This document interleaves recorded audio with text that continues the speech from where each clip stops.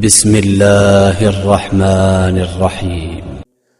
هل أتى على الإنسان حين من الدهر لم يكن شيئا مذكورا إنا خلقنا الإنسان من نطفة أمشاج نبتليه فجعلناه سميعا بصيرا إنا هديناه السبيل إما شاكرا وإما كفورا إنا أعتدنا للكافرين سلاسل وأغلالا وسعيرا إن الأبرار يشربون من كأس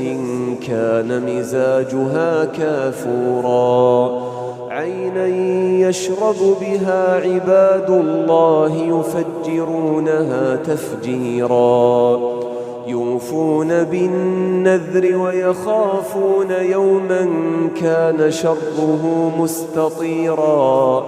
ويطعمون الطعام على حبه مسكينا ويتيما وأسيرا إنما نطعمكم لوجه الله لا نريد منكم جزاء ولا شكورا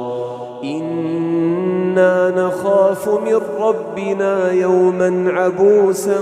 قمطريرا فوقاهم الله شر ذلك اليوم ولقاهم نضرة وسرورا وجزاهم بما صبروا جنة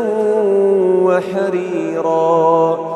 متكئين فيها على الأرائك لا يرون فيها شمسا ولا زمهريرا ودانية عليهم ظلالها وذللت قطوفها تذليلا ويطاف عليهم بآنية من فضة وأكواب كانت قوارير من فضة قدروها تقديرا ويسقون فيها كأسا كان مزاجها زنجبيلا عينا فيها تسمى سلسبيلا ويطوف عليهم ولدان مخلدون إذا رأيتهم حسبتهم لؤلؤا منثورا وإذا رأيت ثم رأيت نعيما وملكا كبيرا عاليهم ثياب سندس خضر واستبرق وحلوا أساور من فضة وسقاهم ربهم شرابا طهورا إن هذا كان لكم جزاء وكان سعيكم مشكورا إنا نحن نزلنا عليك القرآن تنزيلا فاصبر لحكم ربك ولا تطع منهم آثما أو كفورا واذكر اسم ربك بكرة وأصيلا ومن الليل فاسجد له وسبحه ليلا طويلا إن هؤلاء يحبون العاجلة ويذرون وراءهم يوما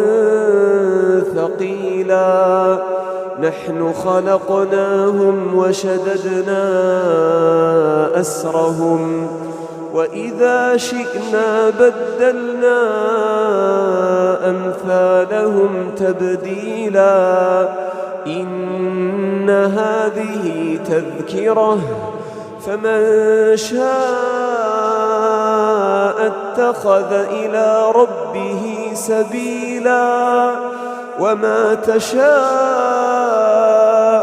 إلا أن يشاء الله إن الله كان عليما حكيما يدخل من يشاء